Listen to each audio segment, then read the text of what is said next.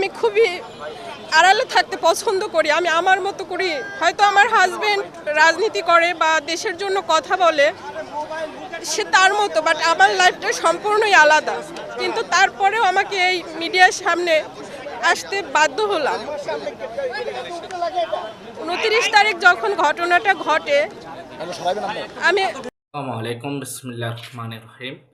যে যেখান থেকে এই ভিডিওটা দেখতেছেন, দূর দূরান্ত থেকে, দেশ থেকে, দেশের গিয়া বাহিরের থেকে এবং গিয়া বিপি নূরকে নিয়ে বিপি নূরের গিয়া ওয়াইফ সাবেক গিয়া ওয়াইফ মিডিয়ার সামনে কেঁদে কেঁদে কি বলতেছে সে গিয়া এবং জিএম কাদের ভারত থেকে আসার পরে নুরু বিপি নূরের উপরে এই ন্যাক্কারজনক ঘটনা ঘটল। হ্যাঁ, এবং বিপি নূরকে মারার পরে কাদের এবং কাদেরের মুখে কি হাসি, আগে এরকম হাসি ছিল না তাহার মুখে। পুরাটা মায়ের চাইল হচ্ছে এই কুলাঙ্গারের বাচ্চা ভারতের আকাডার পানি পড়া খাওয়াইয়া দিচ্ছে তাকে।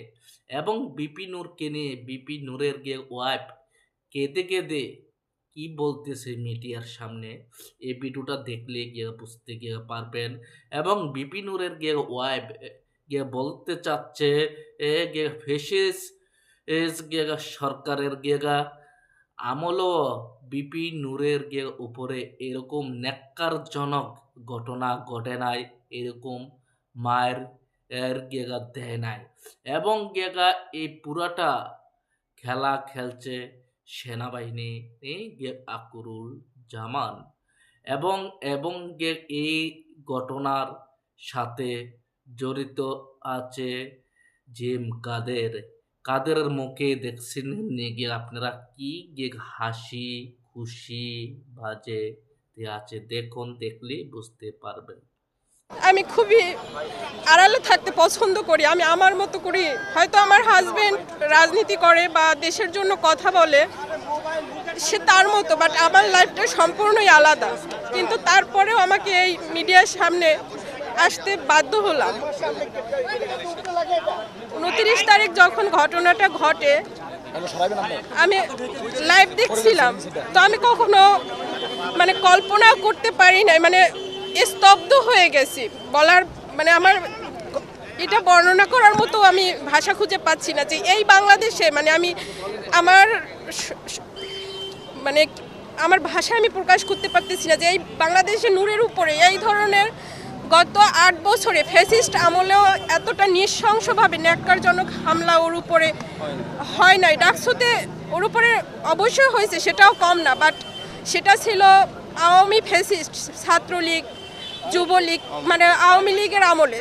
সেটা এই প্রশাসনের এই দেশে এই সময়ে এসে এভাবে ওর উপরে এই ধরনের আক্রমণ হবে, যা আমার কল্পনা অতীত। ওয়ালটন টেলিভিশন মাত্র 25,490 টাকায় পাচ্ছেন গুগল টিভি। যখন আমি আসি ওর অবস্থা সেজন্যই ওর অবস্থাটার জন্যই আমার আবার আসা। আমি কখনো আসতে চাই নাই যে আমাকে আবার এই মিডিয়ার সামনে আসতে হবে, বাট ওর শারীরিক কন্ডিশনটা এখন এমন অবস্থায় এসে দাঁড়িয়েছে। প্রথমে আমাদেরকে ডক্টর করছিলেন, আশ্বস্ত করছিলেন যে আমরা 36 ঘন্টা তাকে অবজারভেশন করে তারপরে একটা জানাবো। বাট ওর উপরে এতটা করা হয়েছে, আঘাত করা হয়েছে শারীরিকভাবে, ওর ব্রেইনে এবং নাকে চোয়ালে যে ইগুলা হয়েছে, ইন্টারনালিও অনেক ওর মেরুদণ্ডে। আর ওরা বলছিল যে ডক্টর বলছিলেন যে আমাদের 36 ঘন্টা পরে আমরা বলতে পারবো যে তার অবস্থাটা কি।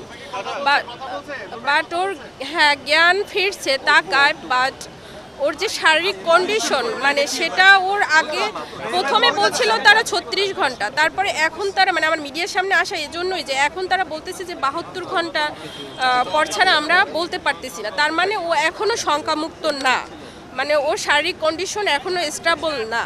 তো ওই শঙ্কার জায়গাটা থেকে আমার মিডিয়ার সামনে মানে আসা, মানে আপনাদের মাধ্যমে আমি যারা আছে দেশবাসীর কাছে ওর জন্য দোয়া চাচ্ছি যেন ওকে আল্লাহ তাড়াতাড়ি সুস্থতাই করেন। আর যারা এখন ইসে আছে তাদের কাছে আমার এইটা বার্তাটা পৌঁছানো যে ওকে উন্নত ট্রিটমেন্টের জন্য মানে বাহিরে যাতে ওর চিকিৎসার ব্যবস্থাটা করা হয়, এটাই হলো আমার মেইন মানে আশা। কারণ ওর গত যে 18 বছর, সেই 2018 থেকে 24 পর্যন্ত ওর উপরে যে পর্যায়ক্রমে যে হামলাগুলো হয়েছিল, তখন তো ফ্যাসিস্ট আমল ছিল। ওর ট্রিটমেন্টটাও আমরা ভালোভাবে নিতে পারি না, সেটা আপনারা গণমাধ্যম কর্মী যারা আছেন আপনারা ভালোভাবেই সেটা জানেন। হসপিটালে পালিয়ে পালিয়ে থেকে ওর ট্রিটমেন্টটা নেওয়া হয়েছিল, যার কারণে ওর ট্রিটমেন্ট ওই সময় শুধু হায়ার অ্যান্টিবায়োটিক দিয়ে ওর মোটামুটি একটা যে বলে পুরোপুরি ট্রিটমেন্টটা হয় না। সেই হামলার জন্য তো অবশ্যই বিচার চাচ্ছি, যে যারা দোষী তাদেরকে যেন মানে অতি দ্রুত আইনের আওতায় আনা হয়, সঠিক বিচার যেন। আসসালামু আলাইকুম গেগা আমার অডিয়েন্স, গেগা ভাই বোনেরা, আপনারা সবাই দেখছেন এই ভিডিওটা, সবাই গিয়ে শুনছেন বিপি নূরের সাবেক গেগ ওয়াইফ কেঁদে কেঁদে মিডিয়ার সামনে সাংবাদিকদের সামনে গিয়ে বলছে, এবং গেগা কাদের সিদ্দিকীর মুখটা দেখছেন কি হাসি খুশি।